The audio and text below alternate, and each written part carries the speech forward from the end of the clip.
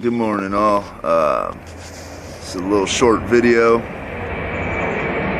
an airplane in the background. Jesus. It's a little short video to show the latest build that I'm doing right now. This is a Hungarian AK63d. The D, if you're not familiar with these, the D is for descent. That folding stock folds underneath of it. Usually the paratroopers, guys jump out of planes, would have this model because it's foldable and you can make it smaller, you know, so it's more compact. Tank units would have it. It's easily you can move around inside of a tank without having the shoulder stock because you can fold it under. So AK63d. Now these have always been seen as a really rare kit. They would come out here and there. You'd get one and then they'd never be seen again.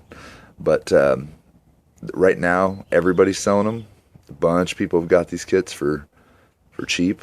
There's 5-6 different places online, and as soon as it came out on day 2, I just had to have it. So I picked it up for $250 from Apex, and as it is right now, as it sits right now, I don't have a barrel, obviously, and so that's electrical tape holding it together. Electrical tape, from what I've seen, won't peel paint, so I know under some conditions it will, but anyway, so that's holding the handguard on or whatever, but it also allows me to feel like it's a short barrel rifle, like I got a SBR on it, so I kind of put it together here just so I can run around the house and play commando drills with my SBR. That's not really SBR.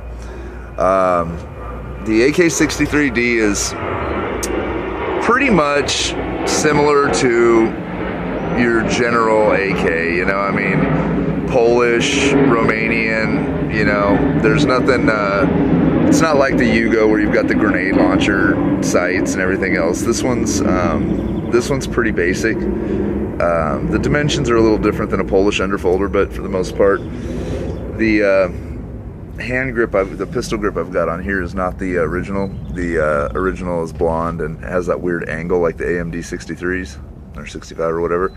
I don't know if I like that grip, so I bought a big box of these pistol grips, 20 of them to be exact, for $4 at Centerfire. So I've got quite a few of them, so I actually like the look of it way better. That's why I was hesitant to get this, because the Polish, which has the same pistol grip, also has the chunky hand grips. It's got the palm swell, but Polish, you can get those almost any time.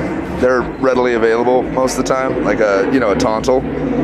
But the AK63d was pretty rare. Like I said, now a lot of people have got them kit wise, so they're not necessarily rare anymore, but definitely still rare to me. Plus I already have one other Hungarian rifle. I have the SA2000, and it's as everybody else says, with it being the best variant, most of the time about the SA85, but all that is a deneutered 2000. So my SA2000 is all deneutered except for the bayonet lug, but everything else it's got the cleaning rod, it's got the pistol grip and all that. So this is the other version. So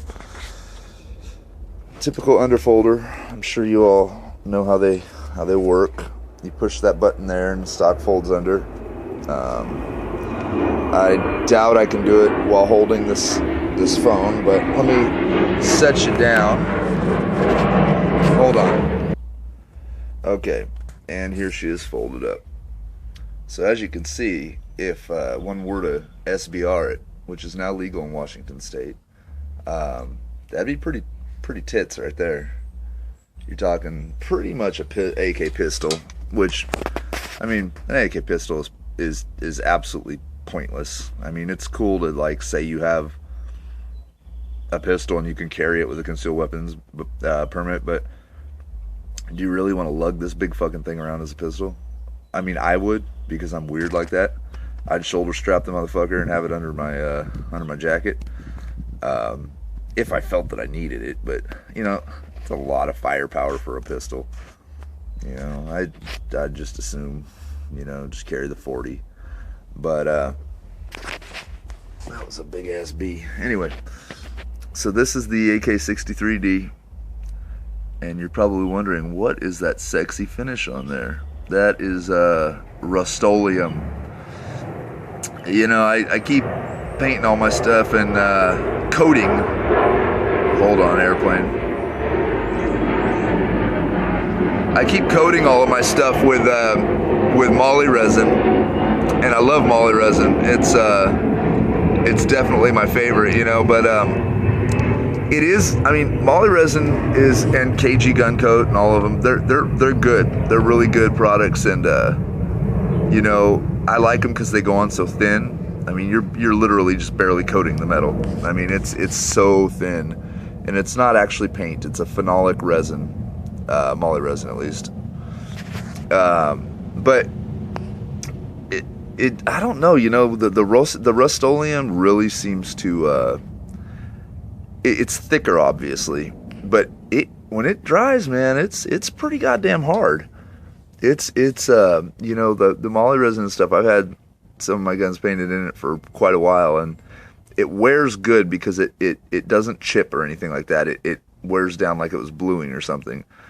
But it just, and granted, I'm talking about flat. This is more shiny, so it could be just that. But the moly resin stuff just seems to not stay on quite as well, like wear wise. It doesn't wear as good as the cheap ass spray paint. Now, this is very, like, I'm just saying this because I don't have a long record of spray painting guns and knowing how it lasts. So again, this is just a right now comparison. I've spray painted one before and had it for, you know, a couple years or something like that, and I carry my shit around a lot. I'm always moving my guns and taking them to the range and this, that, and the other. And they're AKs. I treat them like AKs. I use them, and you know, I clean them up and stuff, but I'm not overly cautious with making sure that a little scratch doesn't get on them. But the Rust-Oleum, or whatever paint you choose to use, the flats just scuff because they're flat, but the gloss, it almost seems like they're just harder.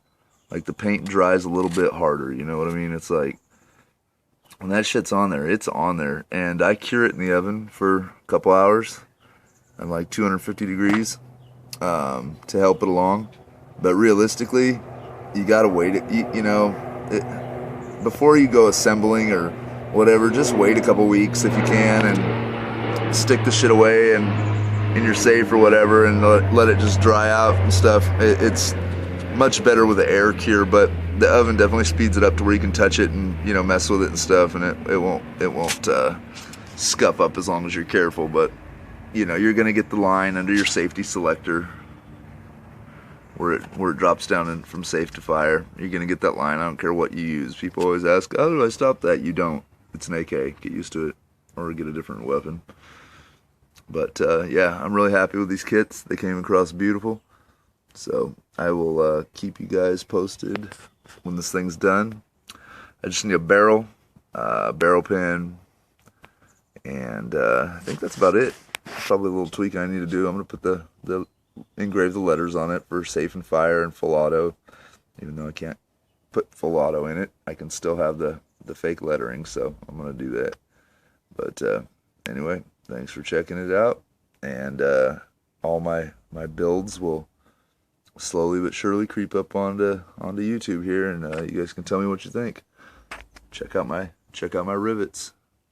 That's the long through rivet in the back. Let's see if I can focus on it.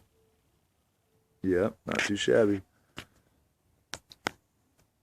All my rivets came out. Figures the damn underfolder's blocking all of them, but the rivets came out well. So anyway, Ex-Dragon Chasseur is out, and hope you like it.